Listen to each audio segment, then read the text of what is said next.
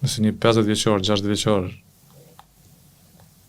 40, ka raste kur paraqitet edhe më herët, fillon të dobësohet shiqimi, duhet bëhet gjithsesi një ekzaminim. Më e shpeshta që e hasim është katarakta. Katarakta. Po. E pse vjen doktor? Është plakja e syrit apo pse? Nuk ka përgjigje të Specifike. Disa ushqimi është vetë proces. Ndodhin procese degenerative në thjerz, turbullohet thjerza ndo procese oksidative që ndodhin aty mbrenda, edhe vjen deri te turbullimi i thjerzës. Cila është teknika e operimit?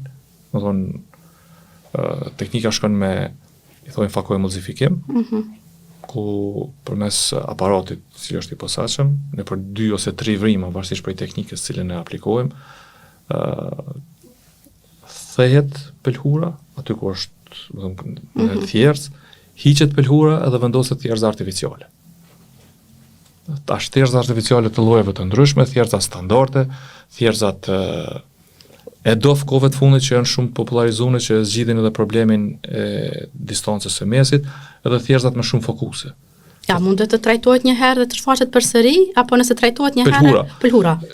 Është katarakta sekondare që është shumë më lehtë për të trajtuar. Atëherë bëhet me një laser, do të thonë, është metodë, është punë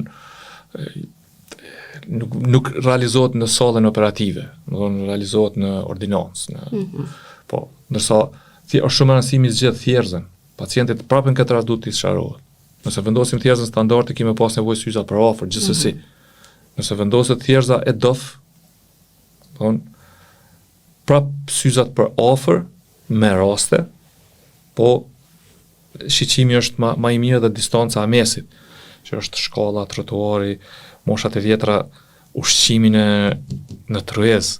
Edhe thjerzat multifokale që zgjidh edhe problemin për larg, për distancë të mesit edhe për afër. Edhe aty është diskutimi, prandaj është shumë e rëndësishme edhe për zgjedhja e thjerzave.